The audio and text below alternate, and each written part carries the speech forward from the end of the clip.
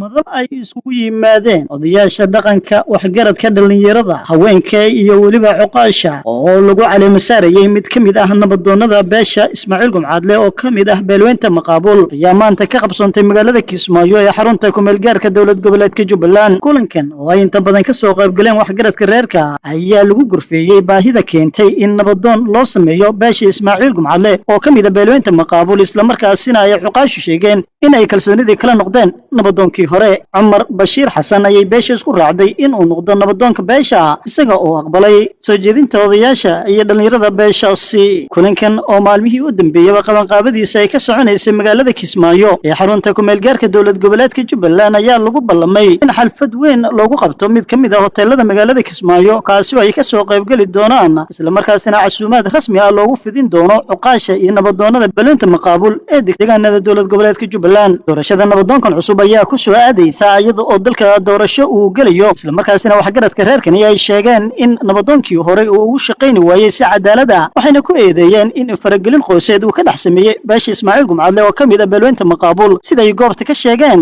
cuqaal iyo waxgarad reerkaasi kamid ah si kasta oo ay ahaataba Cumar Bashiir Xasan ayaa loo doortay nabadoonka guud ee beesha Ismaaciil Gumcaadle oo kamid ah beelweynta Maqaabul kaasi oo hogaamin doona talada dhaqanka reerka deegaanada dawlad goboleedka Jubbaland iyo guud ahaan Soomaaliya beelaha beelowga duqbaa nabadoon baa jira beel Ismaaciil Gumcaadle oo laga yaabo odaygeeda inay bedelayso waxaa waaye yaa laga noo yeerata annaga inaan la ogaano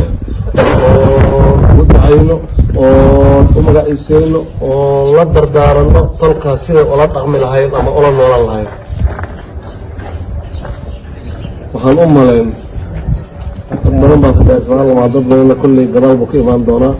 dad badanna way warqabaan Ismaaciil Gumcaadle waxaad noo keentay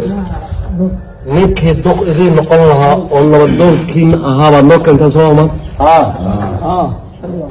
ku celiya si fiican haa u dhaha annadii kensata waa idinka qaaday haddaad noo keenteen ood ku fiyow dihiin waan idinla qaadanay annaguna waan idinla qaadanay kii aad bashbash iyo baraaro ku heshaan allah ka dhigo kii muxuu ahay to barakaysnaa oo magaciisana allah ka dhigo waxay ila tahay intaa wax ka badano haddaan usii dhaafi karaa ma jirto waxaan idinka rabnaa oo keliyataa odayga aad la imaateen oda qoys ahaan u wadataan qabiil ahaan u wadataan annagoo odayaashii beesha ah aad noo keenteen inaad na tustaan oo dhaxdallada joojisaan intaas oo ushii Ismaaciil Gumcaadle oo duqa Ismaaciil Gumcaadle ushii aan u dhiibnoon dhahno oo annagana aad noo dhiibtaan